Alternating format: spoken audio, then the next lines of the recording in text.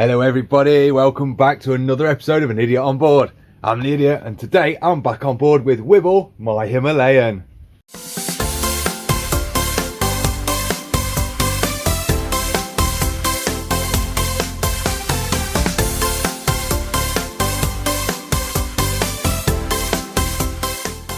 Alright, so we're back here with Wibble and today is the start of the restoration project. Now you say restoration project and to be fair, she does need a fair whack of restoring. Had her for 4 years, she's now finally mine, she's all paid off which is mint, but she is feeling a little bit sorry for herself. And that's a bit of a communication. I can't even talk, Kate, what am I saying? Communulation. What's the word? Accumulation. Whatever, you know what I mean. It's just everything building up over the last 4 years that I've kind of neglected to deal with. Lots of off-roading, lots of adventures, you know, that kind of stuff. So I'm going to show you what we've got to do and what we're fixing. I'm joined by Katie again. Hiya! Kate's come along and she's going to be doing the work for me because she'd like to learn. Yes, you are. Because she wants to learn basically. So she's got her Himi over there. And she'd just like to learn little bits and bobs and things of what to do for hers obviously in the future. So I'm going to help her out a bit and teach her. So come and have a look and we'll see what we're doing. Okie dokie. So things we've got to sort out then. Got to sort out this, get rid of all the corrosion, get that all clean and tidied up.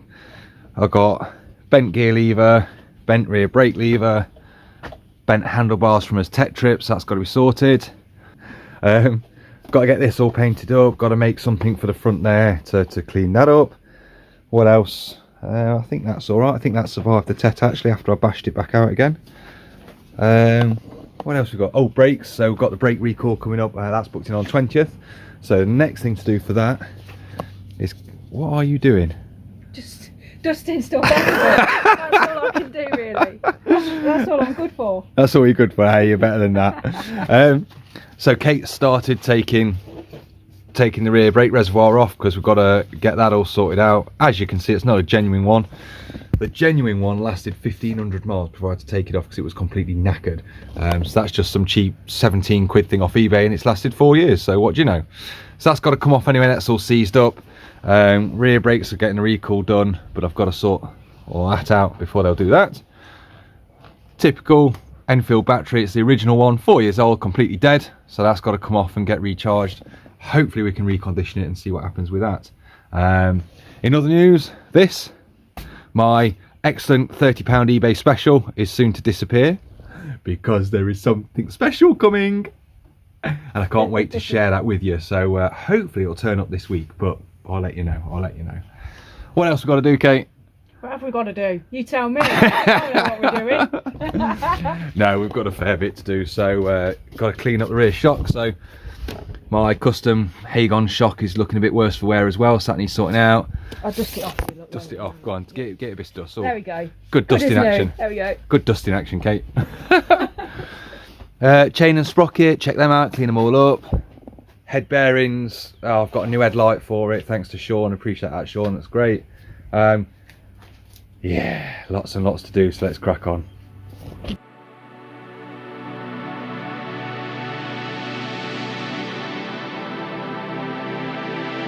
Happy girl. Good. Nice, right, let's go get that on charge then. One thing to note with these batteries, they are properly wedged in there, and you've got to be really careful taking them out as well, because where the frame sits you can end up with the negative and the positive touching the frame at the same time and shorting the battery out. A lot of them actually come installed the wrong way around and do have issues with them shorting out on the frame, so just double check your battery and make sure it is fitted correctly and that the terminals aren't anywhere near the frame.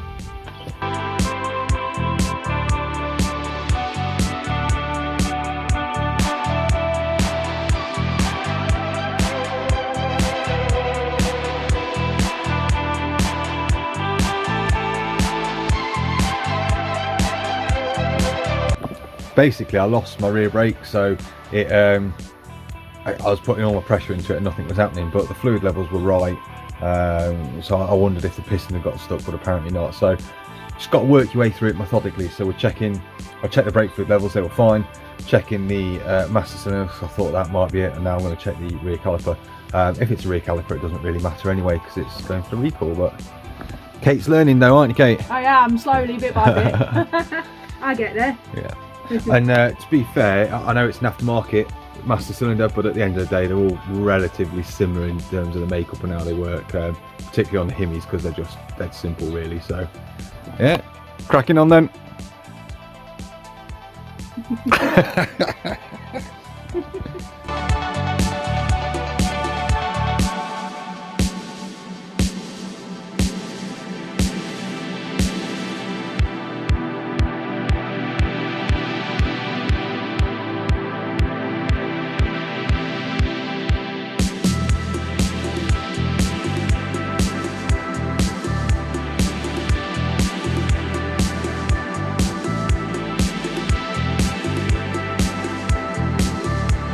So it's a good job I'm having the caliper recall done because I've made a boo-boo, ain't I, Kate? Yeah, yeah.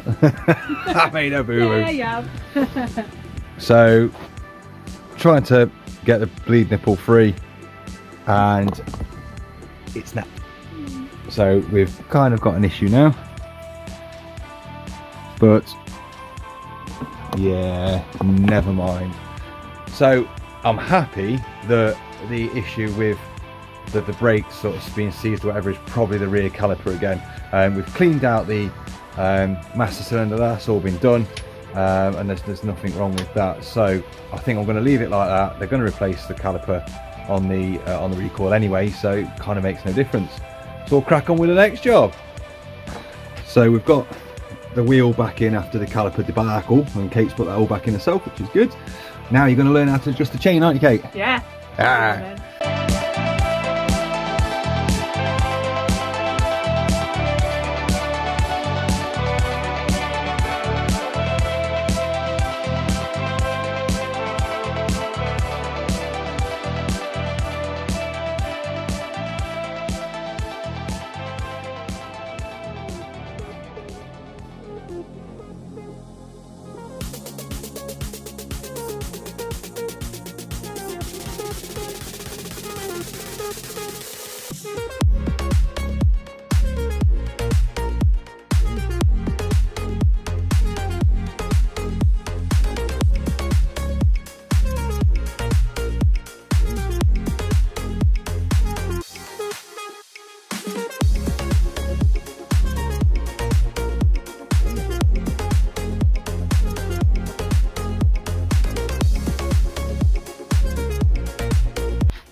So these are my FIR bars, factory image racing, if anybody wants to know. Look, FIR, factory image racing.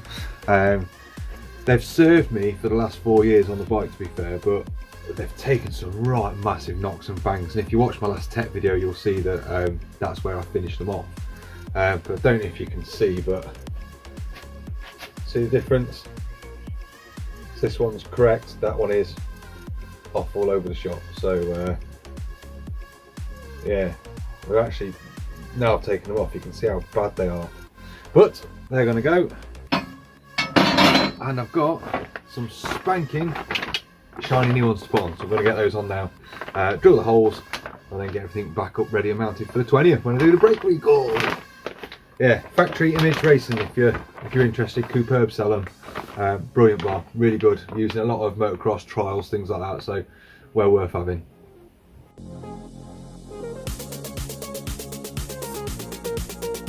So now I've marked my first one where I need to drill, get myself a punch, and a little tap, stroke, ball peen, hammer, whatever you want to call it. I'm just going to make an indent in the top of the bar so that I can then drill it out later.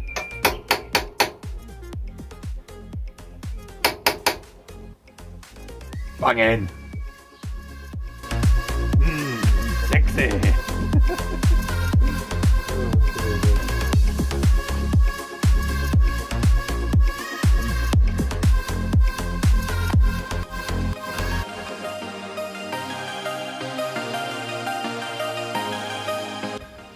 Did anybody notice the glaring mistake?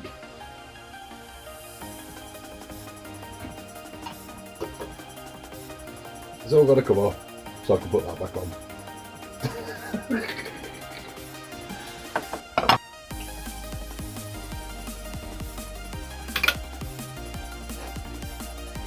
Point to note when you're putting this cross brace back on, keep knocking the camera, sorry. Putting this cross brace back on, always tighten down the front nut bolts first, followed by the rear bolts, so torque those ones first, then torque these ones, and you should always have a gap at the back. So if you turn this round the other way, you'll find that there'll be no gap here, but there'll be a gap at the front. The gap needs to be at the back. So the next thing I've got is some new spanky shiny brake levers. Look at that, look. Even say Himi on them. Yes, I got them off AliExpress. Yes, they were cheap as chips. However, looking at the quality of them, they do seem to be CNC aluminium CNC aluminium, however you say it. They're not made of monkey metal, and I know a few guys got these and they've actually been raving about them, so we'll see. The only thing I think is a bit dubious is that screw. I don't intend on making them longer, but yeah, so we'll see how they are and I'll let you know.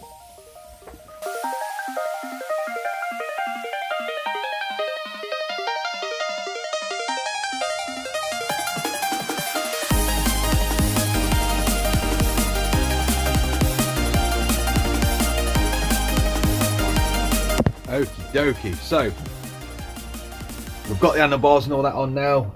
Put my levers on, as you've seen. Put the new bark busters back. Bark busters ready. Just put my bark busters back on that.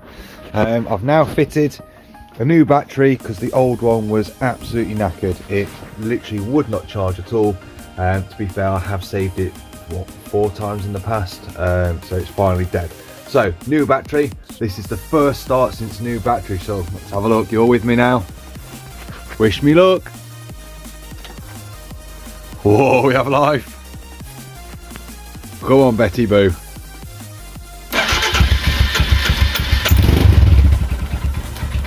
Hey.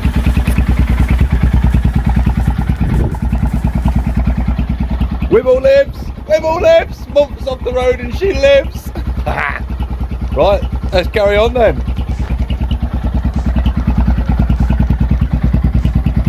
We are then. I've just got my bike back, got the Himi back from Smalley Cross, and they've done a fantastic job with the caliper recall for me, which is great.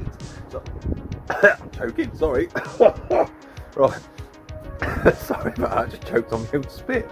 Oh, so yeah, so I'm now one step closer to being on the road. So, yeah, I think I'll show you, well, may as well show you the calipers first. Look at that, look. Shiny. Shiny. So I can't complain about that. So yeah, so I'm going to leave it there for now on the Resto project. That's part 1 done. I will put up another part later on. Hello, my van's falling to bits. I will put up another part later on with some more bits and bobs, and as I go, really, just get her back on the road in time for ABR, in time for the next tech trip, in time for her MOT again. Yeah, and we'll go from there really. So hope you enjoyed it anyway. Thank you to Kate, thank you to Smalley Cross, thank you to Sean for the headlight, which will go on next time. And yeah, stick with us and look out for the fun. See you later. Bye.